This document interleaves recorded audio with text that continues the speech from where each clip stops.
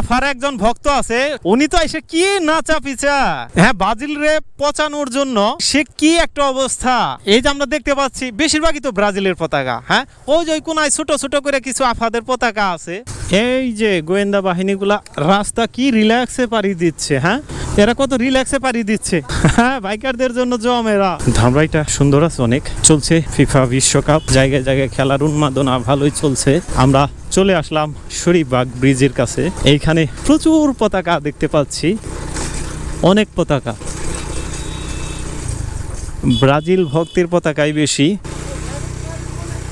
হ্যাঁ মনে হচ্ছে যে একটা ব্রাজিলের ব্রিজই এটা, ব্রাজিলদের একটা ভালো সাপোর্টার আছে। কিছুদিন আগে আফার একজন ভক্ত আছে, সম্ভবত উনি এক মুরব্বী, বুঝছেন, উনি তো এসে কি নাচা পিচা, হ্যাঁ ব্রাজিল রে পচানোর জন্য সে কি একটা অবস্থা, খুব নাচানাচি। কিন্তু এই যে আমরা দেখতে পাচ্ছি বেশিরভাগই তো ব্রাজিলের পতাকা, হ্যাঁ ওই যে কোনায় ছোট ছোট করে কিছু আফাদের পতাকা আছে, ম্যাক্সিমামই ব্রাজিলের পতাকা। আমরা বাংলাদেশবাসীরা ফুটবল খেলাকে কতটা ভালোবাসি তা বলে বোঝানোর মতো না। ফুটবল খেলা অনেক আবেগের মধ্যেই পড়ে আমাদের। আর প্রিয় দুইটি দল থাকে, আর্জেন্টিনা এবং ব্রাজিল। এক একটা দলের সমর্থক তাদের দলকে যতটা না ভালোবাসে তার চেয়ে অন্য দলকে বেশি ঘৃণা করে। তো আমরা ঘৃণা চাই না, কারণ দিন শেষে সবাই আমরা ভাই ভাই। খেলা হয়তো 1 মাস 1.5 মাস যাই থাকুক না কেন চলে যাবে, আমাদের কি লাভ ঝগড়াঝাটি করে?